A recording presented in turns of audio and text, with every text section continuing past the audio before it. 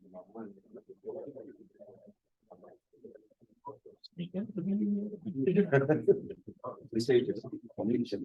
think I have a lot, but it's here. Yes.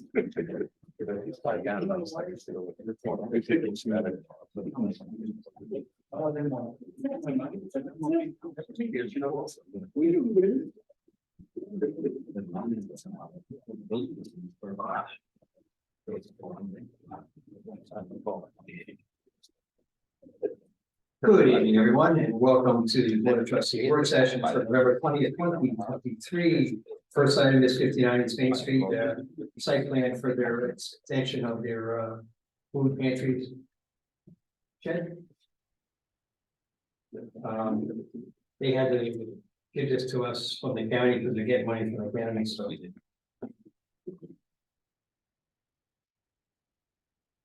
CDBG money.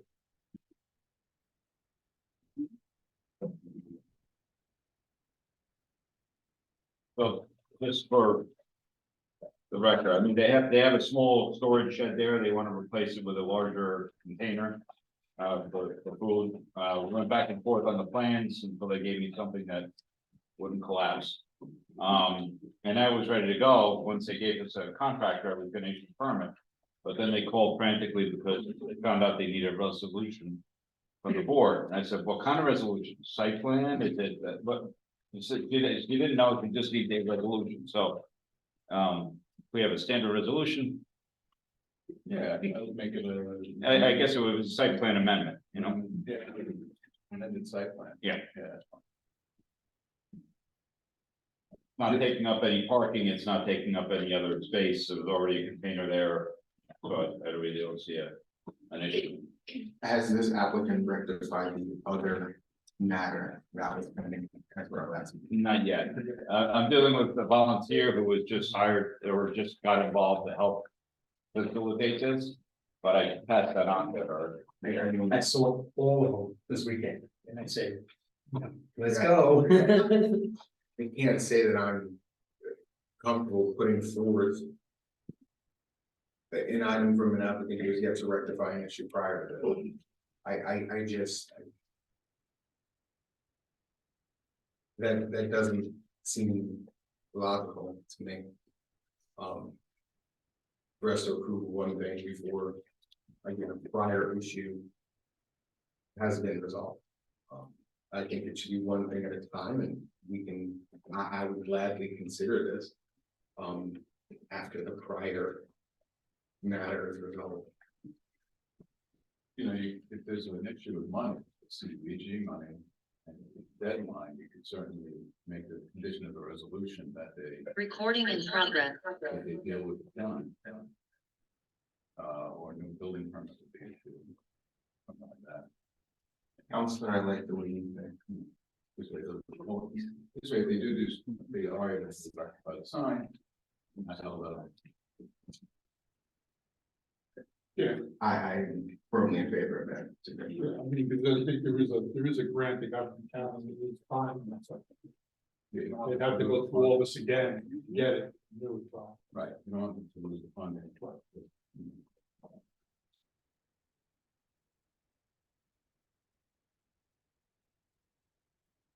Trustee, are you okay with the conditions?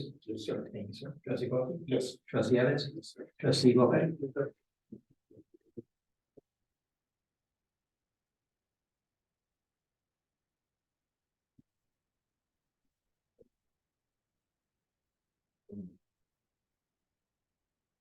Yes. We had an email, which I believe Mike also sent around, for, tree ordinances in the Sanford one that Greenberg has. If Everybody read through that?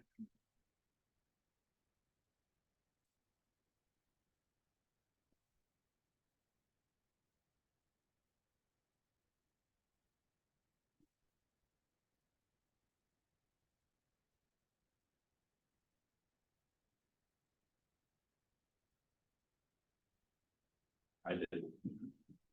You did? You need to hire a forestry officer first. Yes. So, Barbara is qualified for that? I think so. they have to go around, write violations and people are cutting trees down, approve a tree to be cut down, it's like a job. One thing I'd point out is that we had this, as you'll see, we had this on the agenda for the VOC meeting. And it piqued no one's interest whatsoever at the VOC, so I think that says enough. Not even for the ones that are very concerned with those issues.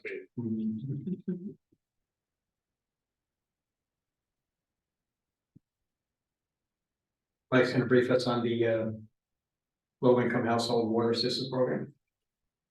So the letter that we have there, we received the middle of the month for a program that, as far as I know, anybody in municipal government in New York State didn't know existed. Also an item that was brought up at the VOC meeting and everybody was, what are you talking about? So the notification that we got, and I'm going to assume that somebody must have been eligible and applied.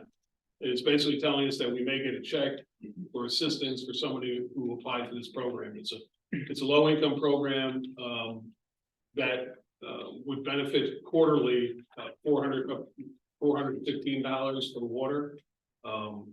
If you look, the stuff that I added from the website, the thresholds are very low in terms of the amount of what you can make. Like the family of two, I think, comes up to like 40,000, and then goes from there. The application deadline for this thing was September 1st. You notice the letter we got was November 13th. Would have been nice because we probably have quite a few residents that would qualify for this. If we had been notified of this, we probably would have went first to our summer camp financial aid applicants, and then next got from the school the applicants for the people who are eligible for free lunch, and they're probably just pretty much the same thing. Looking at our outstanding water, you know, there's not a lot of that, but you know, this could help probably something, especially the senior or whatever. So we're gonna keep an eye out on this as well as the VOC people as well to see what the next round is, and we'll get information out on it. And then I'll let you know if we get any checks to see, you know, if it was beneficial at all. Well, some in terms of the VOC, there's only 3 of us that have water systems. The rest of them are private systems, but the applicants are eligible for this too, but the municipality doesn't know anything about it. So that's more of an FYI. Thank you, sir. Mike can brief us about the paper street. Here's a good one. Stay in this business long enough and you'll experience everything. So I get a call the other day from a gentleman who wants to buy Lamont Street. And he then clarifies Paper Street, Lamont Street. I said, oh, so not so sure that that's the villages. So he tells me the address of his location and says it's right next door. So I find it on the town website and printed out 2 maps. One, the one that I handed you first, this one on your thing. So the person who called and contacted me is the 100 North Lawn, which is the yellow house, the yellow shaded. And then the red, I have Paper Street. That's called Lamont Paper Street. And you know, this is rough. And then the blue line coming straight across, that's the town village line. So Paper Street is actually north of the village in the town of Greenberg. But when I was talking to this gentleman, he provided me with the other information I have attached to this, the abstract, which was research for who owned this and how they came about it. And as of the information that he provided, there's some other documents, but I didn't want to make this too large for you. You really didn't need them. It shows that in 1920 or whatever, that Paper Street, as well as some other streets, were dedicated and turned over to the village. Not sure if at that time, because you know the village was relatively new, whether they realized that it wasn't in the village. the property. But then there's a couple other parcels that we own that are outside of the village as well that were paper streets. I.e. slivers of river and all of that as you went through that many years ago. So, I use the phrase all the time of opening a can of worms. Well, as I looked into this further, a can of worms has been opened. So what Tony handed you, this picture, very slight in there, you can see the red lines.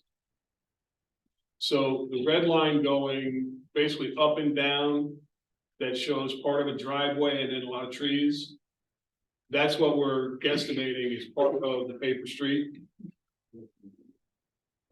And then that's pretty close to what the village line is as well. But what has come to light out of this, if you look at North Goodwin and you look at which would be parallel now on your sheet, North Goodwin also goes through, and part of it is a paper street that then connects to Lamont Paper Street.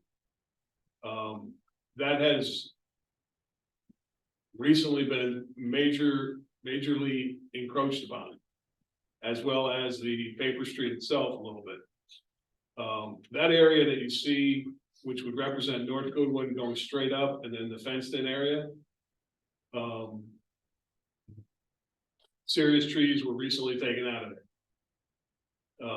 In the town portion of the paper street, serious trees were taken out of there. So there goes your model ordinance with the town of Greenberg. Right, and I did contact the town when this was happening. We didn't have a tree ordinance, but they did.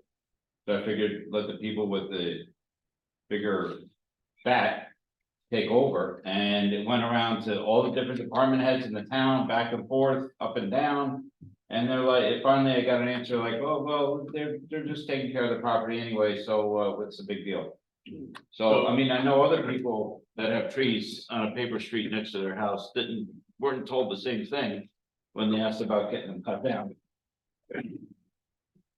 But I didn't get it, because the town is supposed to be all, protect the trees. And they let this person just cut this whole forest down. I originally got a complaint from someone on the next street over on North Everett saying this was going on in their backyard of the paper street. And since it looked more like it was happening in Greenberg than here, I told Greenberg, but they didn't do anything about it. Then in the meantime, the resident here fenced off this whole area and took over part of our street and made it their yard. So there's a can of worms. So the other piece of this that the North Goodwin is probably even more than what's shown on here, because that street is most likely 50 feet wide, and that street now ain't 50 feet wide. That blacktop's not 50 feet wide. So a couple of things, like the gentleman who's looking to buy Lamont Paper Street, who's very nice and really is not involved in any of these issues that came up. I told him that normally the village isn't in the business of selling property unless there's a really good reason for it. Also not in the business of selling property that's in the town of Greenberg that we own. And there's a specific reason for that too.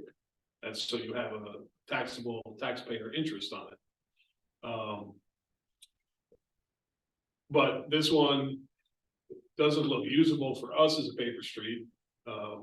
We would, I'd bring it to the board.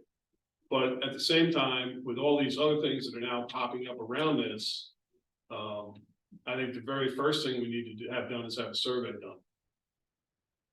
Find out where exactly Lamont Paper Street is. Find out exactly where North Goodwin is. And figure out what can be sold and what can't be sold. Obviously, we would pay for that now, but that would be rolled into any sale if it was a sale, that the person got to pay for that too. Also have Dan and or someone else, the paperwork that we were provided, certify that it's accurate, that we still do own it.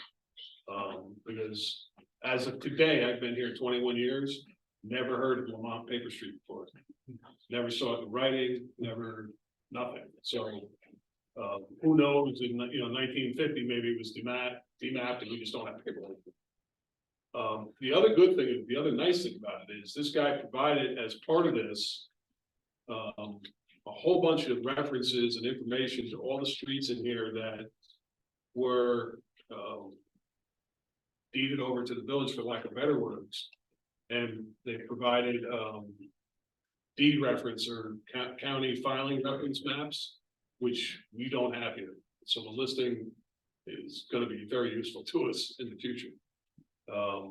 So at this point, I guess unless somebody has a different idea, I'm gonna suggest we get it all surveyed and get, Dan to, we're gonna have to get it surveyed anyway, at least even North Goodwin. Get it surveyed and then have Dan confirm that it's actually our property. So I'm gonna write down in my notes, Mike, long-winded explanation, and he owns the property next to it. It's a building lot. You could probably put 2 houses on it. You could put a house on it, North Everett's. It's 50 foot wide, right? Yeah. You can put one on North Everett's fronting and one on North Lawn fronting. He owns the yellow one that I highlighted and the one next to that going north. He just redid all those, and I think the one next to that too. The guy who owns it just redid all those houses and it came out very nice. And I think his driveway is on it. So if you see this is the driveway to the house that's highlighted in yellow.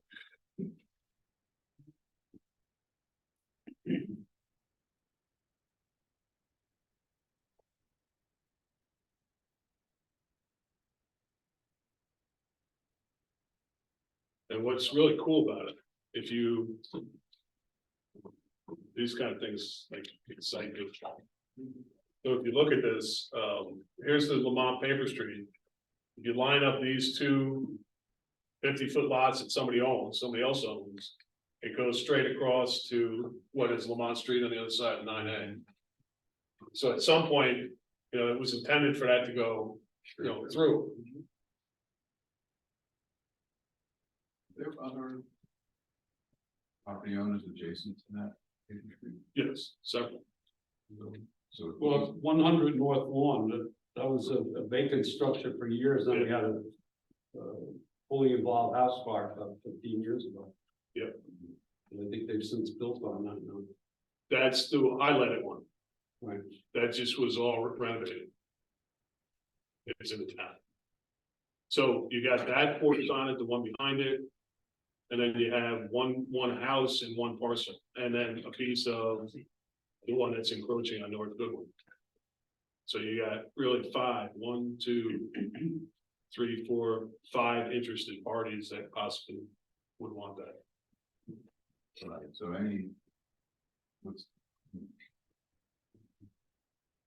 we don't want to go through a demapping against the fight.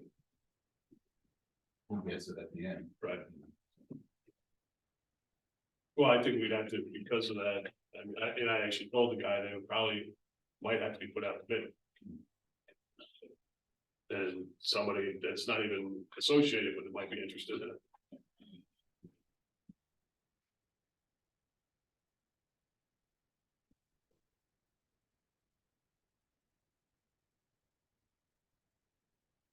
We hosted the VOC meeting the other night. And we had the Westchester County Office for Women, the Domestic Violence Unit, join us. Nancy Tunis had asked me a long time ago if she could come speak to the groups and she can explain what their organization does, and Darlene Meta joined them. Ellsworth was the first municipality to use the new domestic violence unit once it was formed. And it actually saved lives, and they've been going around the county doing that and encouraging more people, men and women, to call to get assistance when they're being abused physically, mentally, or other ways. And they listed a whole bunch of experiences and different ways for abuse. So if anybody knows anybody, urge them to call the county. They did a wonderful job presenting their program to us, which we knew about, but some of the other municipalities didn't. At least the mayors did anyway. The police department did. Our representative is Chief Rocha, and they talked very highly of him, a new commissioner. They say that you're always right there and you've trained your department 100%, and they love working with everybody, they know exactly what to do. They've had issues with some other departments because the members don't know what to do with it. They thanked us for us being so proactive in supporting the program, so thank you. We've been briefing you on about food scrap study. The first round of the grant, there was a glitch in the grant, so it didn't go through, so we're gonna try some other ways to get grants. We might have to do resolutions in December for that, but they're gonna get back to us, let us know. Sleepy Hollow is entertaining, still doing seminars for planning, zoning, and village boards, which will hold 100 people. Either they're gonna do it at Pace or at Sleepy Hollow, probably on a Saturday, like from 9 to 1 in February. So we'll get back to on that and see if anybody has any interest in that. Over my time, I've been to many of them, and they are very useful and very informative if the right teacher is there. So it's 4 and 5. There's a couple add-ons. As you hear, the Edgemont Village thing is coming out for discussion again, and there was a new law changed where the old law says that the supervisor of the town can stop the attempted village to become a village, which Supervisor Finer did over the times. But the new law said that the supervisor can't do that. And Edgemont's proposal was in before it was effective, so. As we've been briefing you, we've seen all the times that the electricity from CCA has all been higher than Con Ed recently, except for in Yonkers, they're still paying a little bit less. Senator Cousins works for St. John's Hospital, and she's going to come and talk to the VOC, tell us what they're doing down there. We can bring that information back. There was an idea that the other municipalities, we should all let each other know when we have hate crimes within our communities, we can pass it on to the other ones, so they're aware of it, because some of the river towns have had some hate crimes recently, and they wanted to share it with us, so at least we all know what's going on around each other, so.